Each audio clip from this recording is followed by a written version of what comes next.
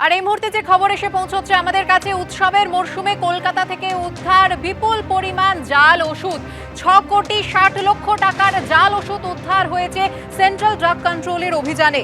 জাল ওষুধের একটা অংশের ওপর বাংলাদেশে তৈরি বলে স্ট্যাম্প রয়েছে। বিস্তারিত জানবো, কথা বলবো আমাদের প্রতিনিধি সন্দীপ সরকারের সঙ্গে। সন্দীপ, দেখো, central drug control standard organisation তাদের তরফে এই কেন্দ্রীয় স্বাস্থ্য সংস্থার অধীনস্থ এই সংস্থার তরফে গতকাল কলকাতায় একটি তল্লাশি অভিযান চালানো হয়।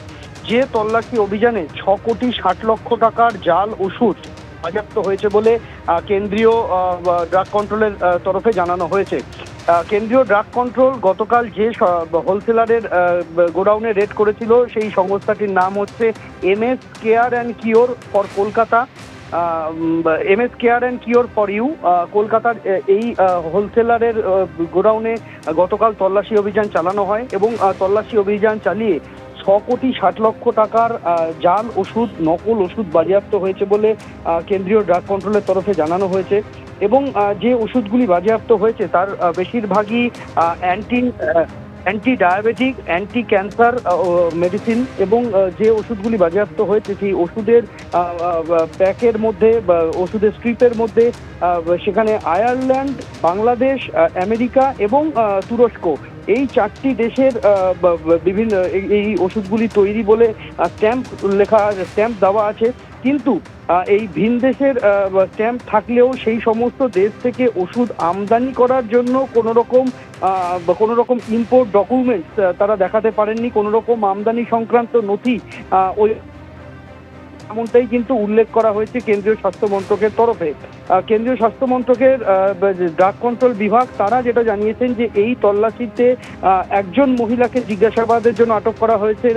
যে মহিলা ওই সংস্থার কর্ণধার, ওই মহিলাকে গ্রেপ্তার করা হয়েছে এবং তাকে গতকাল আদালতে তোলা হয়েছিল। 14 দিনের জেল হেফাজতের নির্দেশ দিয়েছে আদালত। অর্থাৎ সংস্থার এক কর্ণধারকে গ্রেপ্তার করা হয়েছে এই ঘটনায়। এখনো পর্যন্ত বাজেয়াপ্ত হওয়া যে বিপুল পরিমাণ জাল ওষুধ, তার গুণমান যাচাইয়ের জন্য সেগুলিকে ল্যাবে পাঠানো হয়েছে।